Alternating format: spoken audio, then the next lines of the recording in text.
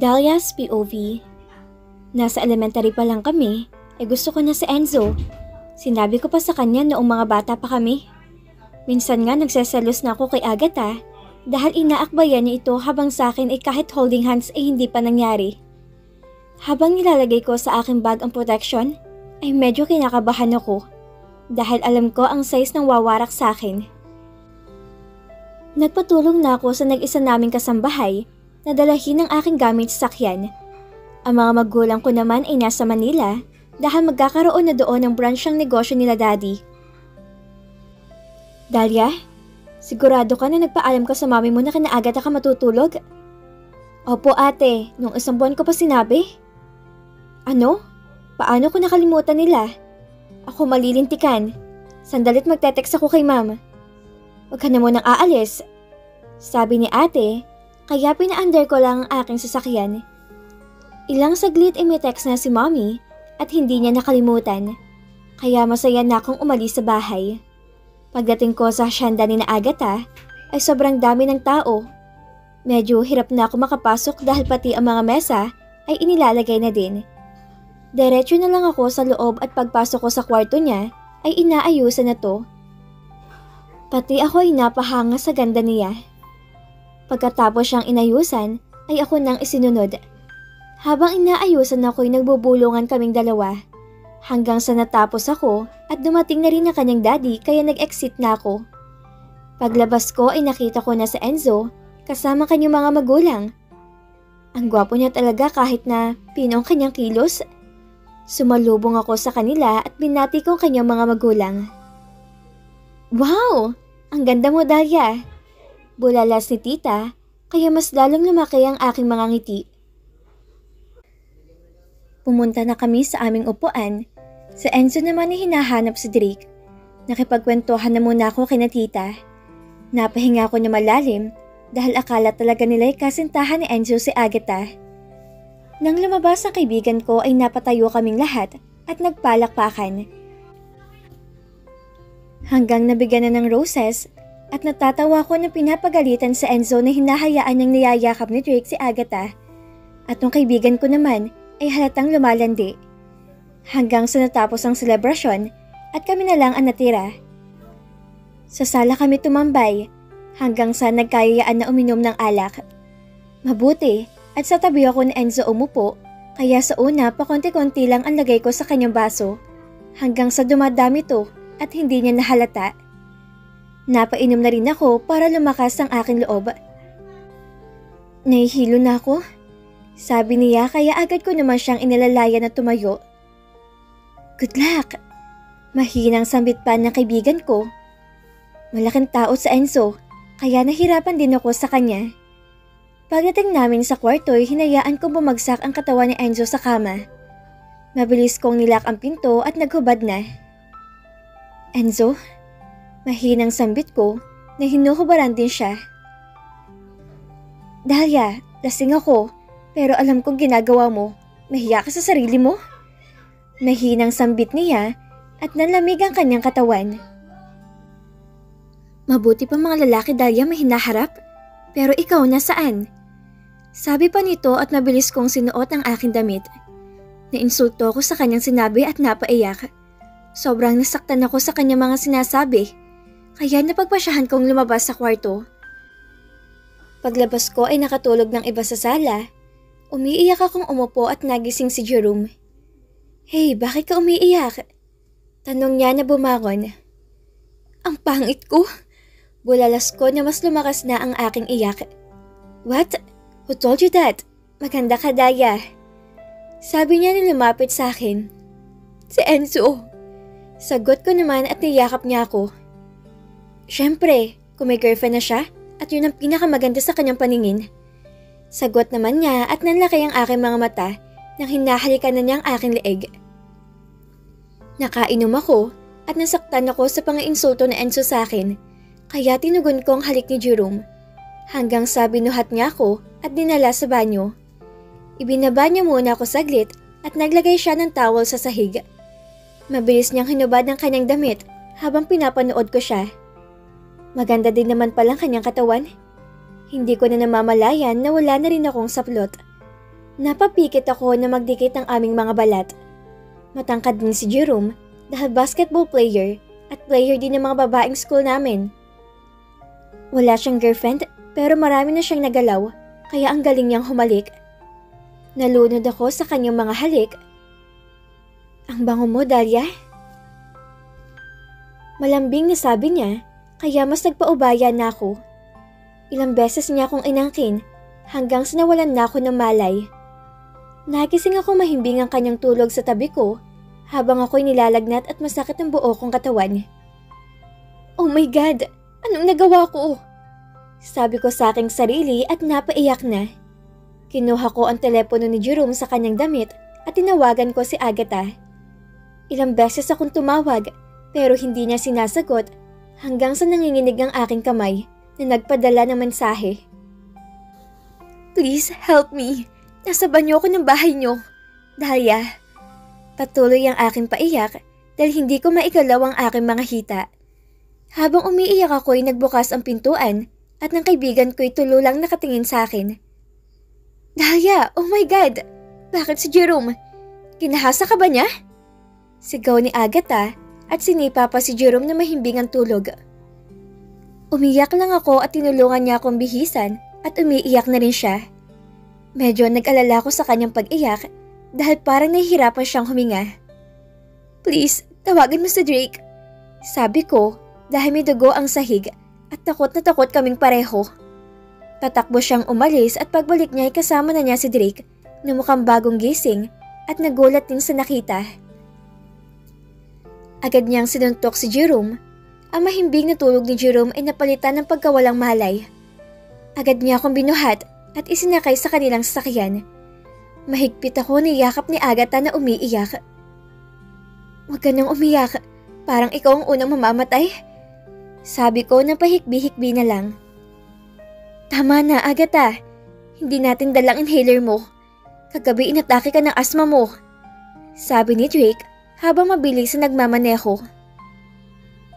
Ipakukulong natin si Jerome. Sabi ng aking kaibigan. Pagdating namin sa hospital, ay agad akong pinamedical legal. Marami akong lacerations at naturukan ako ng malakas na pain reliever at gamot para sa mataas na lagnat. Nagpaalam si Drake na tumawag ng pulis, hawak ang resulta ng aking medical legal. Pinantayan ako ng aking kaibigan hanggang hapon at nagulat ako nang dumating ang aking mga magulang at magulang ni Jerome. Humingi ng tawad ang aking kaibigan sa aking mga magulang dahil hindi niya daw ako nabantayan. Pero sinabi ko na kasalanan ko. Isinalaysay ko ang nangyari at yumakap na lang sa akin si Mommy. I'm so sorry anak, hindi na kita nabantayan. Sabi ni Mommy at nagulat ako sa desisyon nila na ipakasal kay Jerome dahil hindi naman niya ako pinilit. Mommy, ayoko! Playboy si Jerome! Anak, paano ka magbunga nangyari sa inyo? Sabat ng nanay ni Jerome na kaibigan din ni Mommy. Suportahan na lang po niya. Sagot ko, pero hindi sila pumayag. Agad na inilabas sila si Jerome sa kulungan at sa hapon na din na yun ikinasal kami sa hospital. Tahimik lang si Jerome at hindi kami makatingin sa isa't isa. Nagpaalam na rin ang aking kaibigan dahil padilim na. Natalo ang team nila dahil maraming players ang hindi nakadalo. Kasama na si Drake at Jerome na magaling sa kanilang team. 2 araw ako sa hospital at agad na ibinukod kami ng aming mga magulang. Diyan ka, dito ako. Sabi ko kay Jerome na may black eye pa sa mukha. Fine. Masungit na sagot niya. Sa 1 linggo naming pagsasama ni Jerome ay walang pansinan na nangyari. Hindi kami natutulog sa aming kwarto at paminsan-minsan ay bumibisita ang kanyang mga kaibigan. Nag-uusap lang kami ng formal kung may importanteng bagay na dapat pag-usapan. Tulad ngayon na napagpasyahan namin na mag-aral sa Manila. Gob's POV. Kailan lang nang umiyak ako nang inilabas ang aking nag-iisang anak. Ngayon ay hindi na siya minor. Kamukhang-kamukha ko siya talaga. Pagkatapos naming sumayaw ay hinanap ko na si Rosenda. Pumasok ako sa loob ng bahay at natigilan ako dahil likod pa lang niya ay alam kong siya na to. Napatikhim ako para makasigurado At paglingon niya ay si Rosenda nga to. Ngayon ko lang siya nakita na nakabistida at kitang kalahating hita nito. Ang ganda naman ng mahal ko. Sambit ko at agad ko siyang niyakap. Gob, ang daming tao. Bulong niya sa akin. Napilit niya akong tinutulak pero mas nanggigigil akong niyakap siya na mahigpit. Hinila ko siya sa gilid at doon hinalikan na halos gusto ko na siyang hubaran. Gob, sandali. Baka may makakita sa atin. Sabi niya nang itinaas niya ang kanyang damit at kinapa ko ang kanyang gitna. Napamura ako dahil wala ng tapal at damang-dama ko ang kanyang kaumbukan. Alis na tayo, mahal. Hindi pa tapos ng kaarawan ng anak mo. Tara na, baka hinahanap ka ng mga kaibigan mo. Lagi ko naman silang nakikita. Alis na tayo. Sabay hila ko sa kanya sa likuran para tumakas na kami. Pero malakas din siyang inakay niya ako papasok ulit sa loob. Gob, hinahanap kayo ni Mayor. Sabing isang kasambahay, kaya napahinga ako na malalim at umakbay na lang kay Rosenda. Balik ka sa kwarto mo. Huwag ka magpapakita sa iba. Baka may manligaw pa sa'yo. Akin ka lang.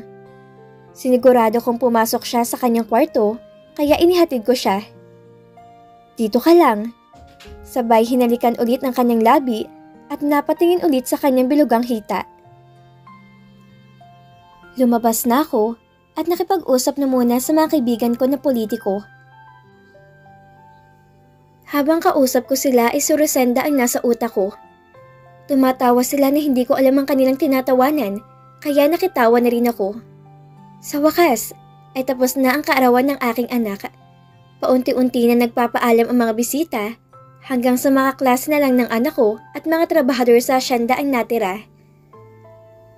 Lahat ng natirang pagkain, iuwi nyo. Sabi ko sa kanila. Gob, may isang lechon ng baka pa na hindi nabawasan. Sabi ng isang tauhan. Kahit yon, paghati-hatian ninyo. Sagot ko at naghihiyawan ang mga ito. Pinuntahan ko na rin si Drake sa sala at nagpaalam na aalis na kami ng nanay niya. Nagpaalam ang anak ko na tumikim ng alak. Pinayagan ko naman dahil alam kong hindi siya pababayaan ni Drake. Patakbo na talaga akong pinuntahan si Rosenda sa kanyang kwarto at nadatnan kong bagong ligo na to. Mahal naman, dapat sa hotel ka na naligo para sabay tayo? May pawis na ako? Sagot naman niya. Tayo na? Sabi ko ni hinawakan niyang kanyang kamay. Sa likod na kami dumaan dahil sinadya kong doon na ipark ang aking sasakyan kaninang umaga. Pinagbuksan ko siya ng pintuan at nabilis akong umupo sa driver's seat. Agad kong pinaandar ang sakyan at nang nakalabas na kami sa asyenda ay humawak na ako sa kanyang kamay. Tahimik lang ako nagmamaneho at ramdam ko na kinakabahan si Rosenda dahil ang lamig na kanyang kamay. Pinahinaan kong aircon at hinaplos-haplos ko ito. Kung pwede lang, naihinto ko sa gilid para mawala kanyang kaba. Nang makarating kami sa bayan ay bumili pa ako ng balot. Pampagana sanang bibilhin ko, pero mas maganda ang natural. Pagkatapos namin bumili, dumiretso na sa hotel. Namumutla pa si Rosenda na mag-check-in kami. Si Gob, bati sa akin ng mga receptionist. Asawa ko. Pagpapakilala ko kay Rosenda sa kanila. Nagulat man sila, pero hindi ko na pinansin pa. Inakbayan ko niya si Rosenda dahil alam ko nahihiyat na iilang na ito. Pinili ko ang pinakamahal na kwarto at pinakamataas pa. Nang nasa pintuan na kami, ay mas namutla si Rosenda. Mahal, okay ka lang? Tanong ko na inayos ang kanyang buhok niya.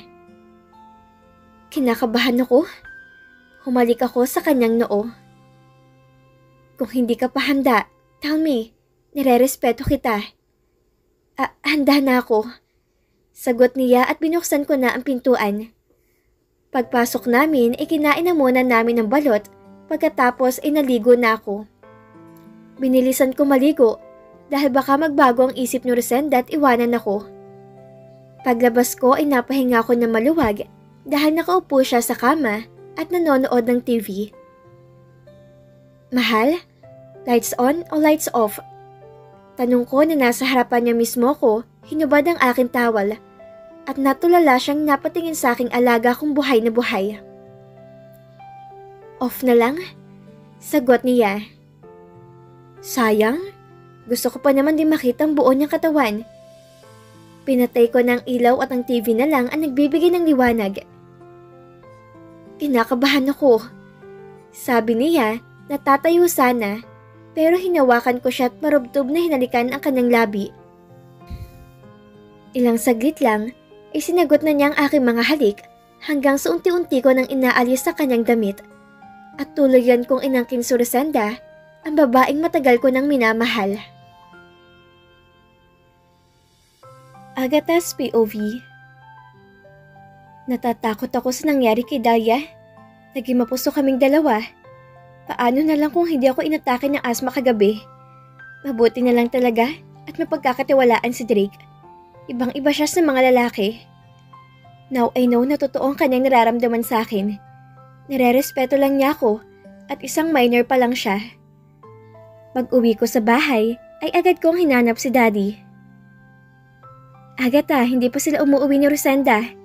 Sagot ni ate. Ano? Patanong ko at agad siyang tinawagan. Isang ring lang sinagot agad ni Dad. Dad, nasaan kayo ni Yaya? Hapon na, bakit di pa kayo umuwi? 2 days pa kami dito anak. Ano? Bakit po? May lagnat ang yaya mo. Kailangan kong alagaan. Di uwi na lang kay Daddy para dito natin siya alagaan. Sa totoo anak, nasa hospital siya. Ano po? Sige po, pupunta ako dyan. Wag na anak, nahihiya ang nanay mo. Napangiti ako sa sinabi ni Daddy na nanay ang tawag ko kay Yaya. Bakit siya mahihiya? Lagnat lang naman Dad. Inamin ni Daddy ang nangyari kay Yaya at medyo natakot dahil pareho sila ni Dahlia. Dad, bakit tinugo si Yaya? Paanong virgin pa siya? May direct nang lumalabas. Matagal bago sumagot si Daddy. Baka sa tagal na walang ganun anak. Sabi ni Rosenda minsan lang may nangyari sa kanila ng tatay ni Drake. Pero itinatanong ko sa doktor. O sige po Daddy. Pinatay ko na ang tawag at sumunod na hinanap ko si Drake. Wala sa kwarto namin kaya pinuntahan ko siya sa dati niyang kwarto. Hindi na ako kumatok pa. Pagbukas ko ay may maleta siya na hawak. Ano yan Drake? Agad na tanong ko. Uwi lang ako saglit sa bahay. Kaarawan kasi ni Lola bukas. Gusto kong dalawin ang kanyang puntod. Ano? Sama ako. Wag na, Agatha. Babalik din ako sa susunod na araw. Maraming NPA sa amin. Baka makursunadahan ka? Hindi ba bababait ng mga NPA? Mga lalaki pa rin sila Agatha. Kapag tawag sa laman na ang usapan, ay mahirap ng labanan. Napahinga ako na malalim at agad na yumakap sa kanya. Babalik ka Oo naman. Sagot ni Drake na humalik sa noo ko. Alam mo na bang nangyari kay Yaya? Oo, tinawagan na ako ng daddy mo. Bakit hindi nilang bukas aalis? Paggabi na. Mas maganda na sa gabi ang biyahe, Agatha, para tulog lang ako. Sige, ihatid ka namin sa terminal? O kaya kunin mo na lang sakyan ni daddy na isa? Delikado, Agatha. Baka isipin nila na mayaman ako at tambangan sa daan. Sabihin ko sa driver na ihatid ka namin sa terminal ng bus. Sandalit, maliligo lang ako. Malungkot akong lumabas at natigilan ako dahil narinig kong hinahanap ako ni Kuya na tagapag-alaga ng mga hayop sa asyenda. Kuya, bakit? Agad na tanong ko. Agatha, nanganak na pong inahing baboy at 12 ang anak. Bigla akong napaisip at mabilis na niyakap si Kuya sa sobrang kasiyahan ko. Alam kong niilang siya sa pagyakap ko. Lalo na't naamoy ko na parang kakatapos lang niyang maglinis ng kulungan ng baboy. Halika kuya, sabihin mo ang good news kay Drake. Sabi ko sabay hilas sa kanya pabalik sa kwarto. Agad kong binuksan ng pinto at sa mukha ni Drake ay mukha nagtataka. Bakit kasama ko si kuya? Kuya, sabihin mo na. Masayang sambit ko. Drake, 12 anak ng inahing baboy.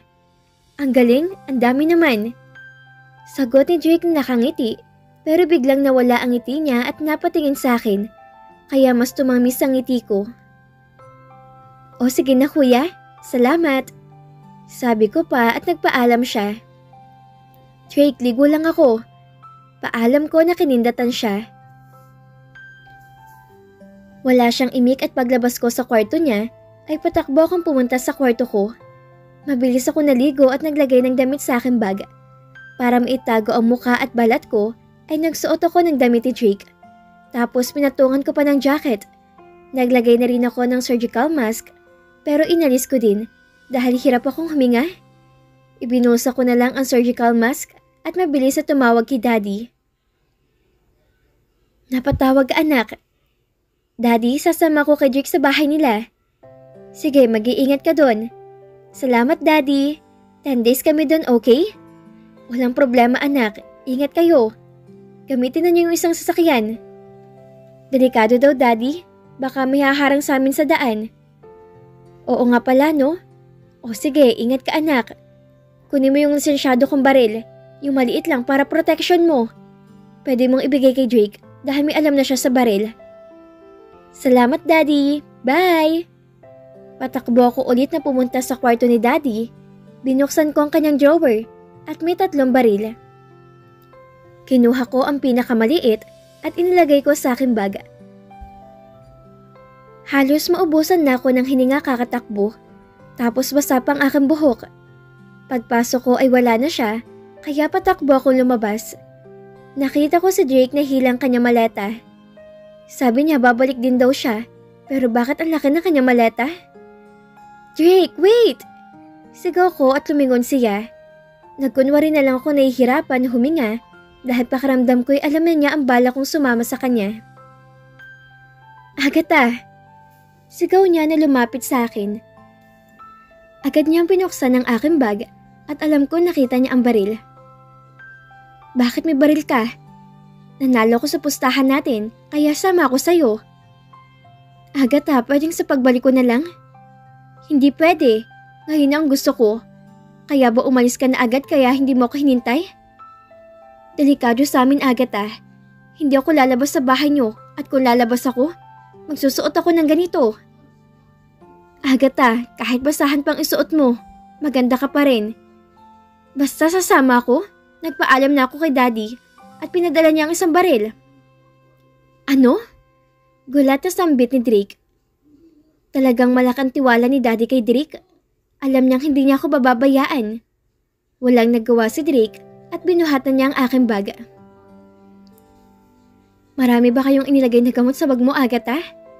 Tanong niya na tiningnan ulit ang bag ko. Oo, mga gamot ko lang ang laman. Paanong damit mo? Damit mo na lang isusuot ko? Ang dami mong dala.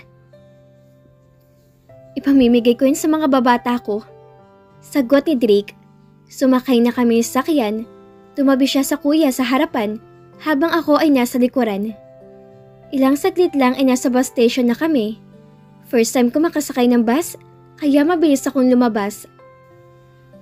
Agad na pinalagay ni Drake ang mask ko dahil baka may look-out na daw ang mga masamang tao sa terminal. Ilang minuto lang ay pawisan na ako, lalo na't nakapila pa si Drake na bumili ng ticket. Agatha, bumalik na muna kayo sa sakyan, mainit dito. Bulong ni kuya. Sumang-ayon naman ako pagpasok ko ay may napansin akong lalaki sa side na nakatingin sa akin. Kaya kinabahan na ako.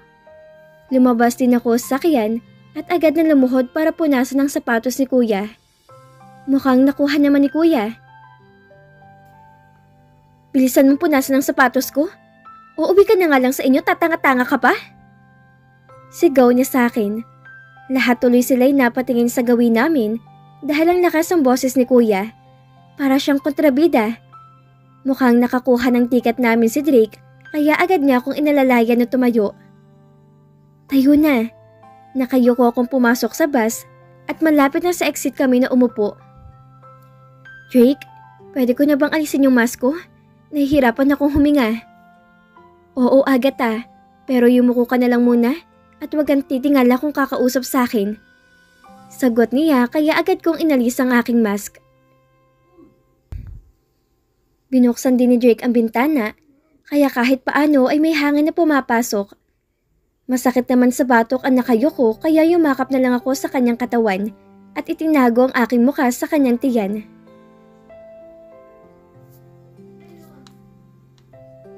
At dito na po nagtatapos ang kabanata ng ating kwento. Muli niyo po akong samahan sa mga susunod na kabanata na ibabahagi ko sa inyo. Maraming salamat po at ingat po tayong lahat.